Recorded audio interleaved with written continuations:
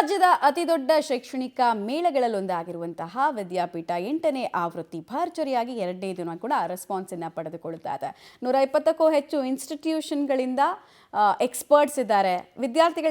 ವಿದ್ಯಾರ್ಥಿಗಳು ಪೋಷಕರ ಸಂಖ್ಯೆನೇ ಒಂದು 4,500 ರಿಂದ 5,000 ಜನ ಬಂದಿದ್ರು ಒಂದೇ ದಿನಕ್ಕೆ.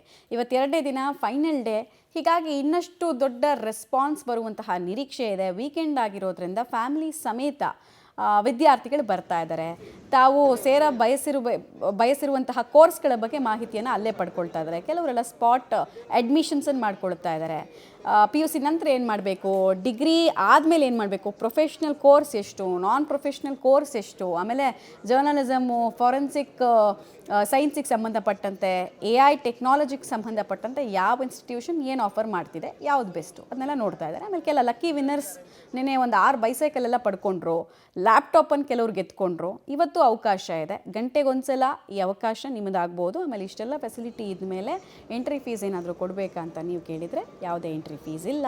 ಫ್ರೀಯಾಗಿ ಹೋಗಿ ಈ ಜ್ಞಾನಾರ್ಜನೆಯನ್ನು ಮಾಡ್ಕೊಳ್ಳಿ.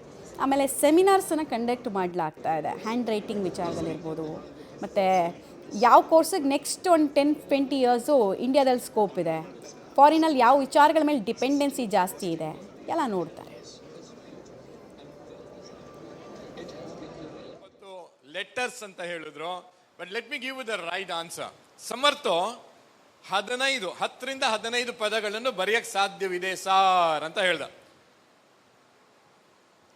5th standard students, middle school students, 5th, 6th, 7th standard students, ಅವರ ರೈಟಿಂಗ್ ಸ್ಪೀಡು 1 ನಿಮಿಷಕ್ಕೆ ಸುಮಾರು 15 ರಿಂದ 20 ವರ್ಡ್ಸ್ ಬರೆದ್ರೆ